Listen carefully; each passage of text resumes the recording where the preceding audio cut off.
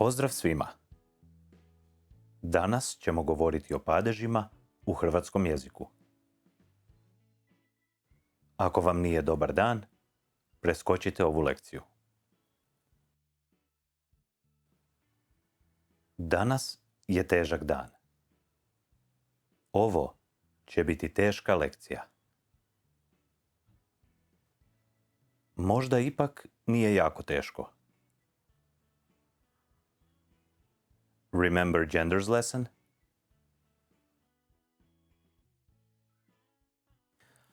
Sjećate li se kada smo učili kako se riječi mijenjaju, ovisno o rodovima? Za to postoje neka pravila. On je težak. Ona je teška. Ono je teško.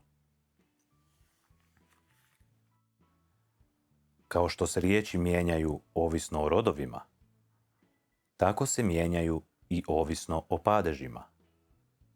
Sada ćemo vidjeti kako to funkcionira. Moj savjet vam je da to ne učite napamet, nego da usvojite kroz duže korištenje jezika.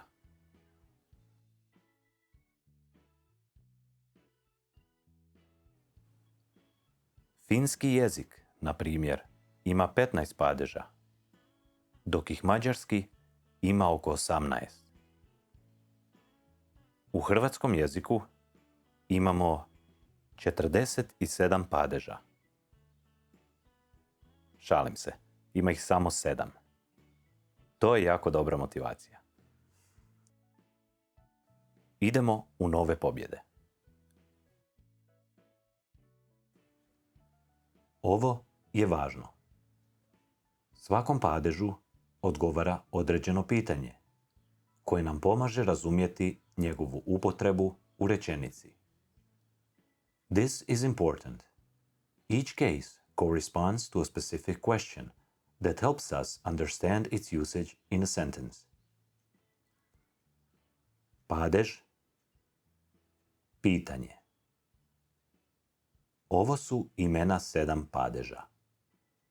Nominativ, genitiv, dativ, akuzativ, vokativ, lokativ, instrumental.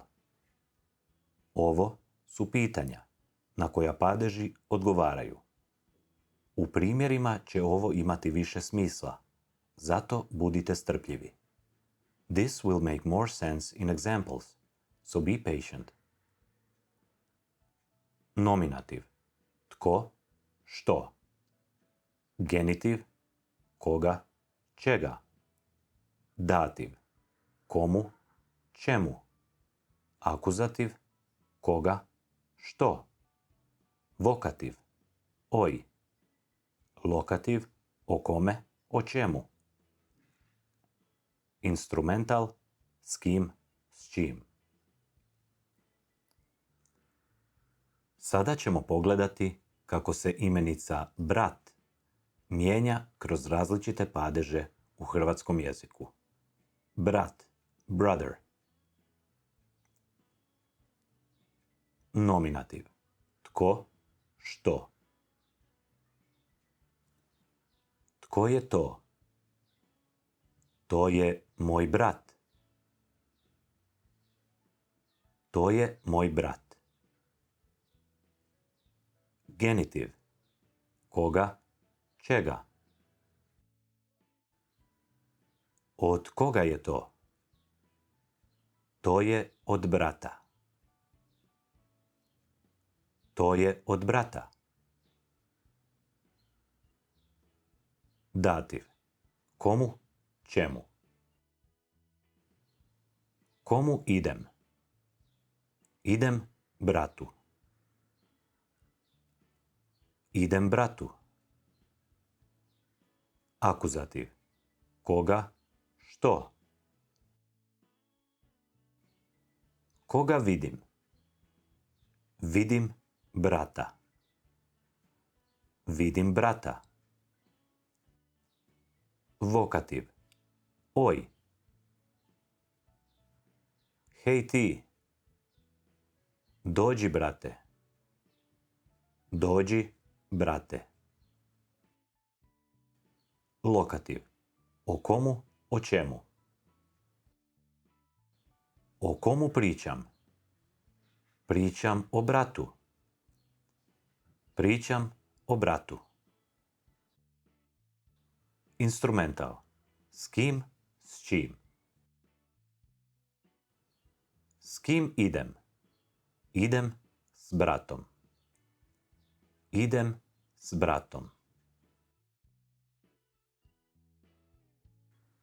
Niste preskočili lekciju? Bravo!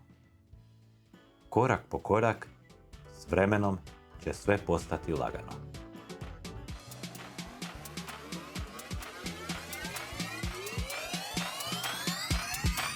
Vidimo se.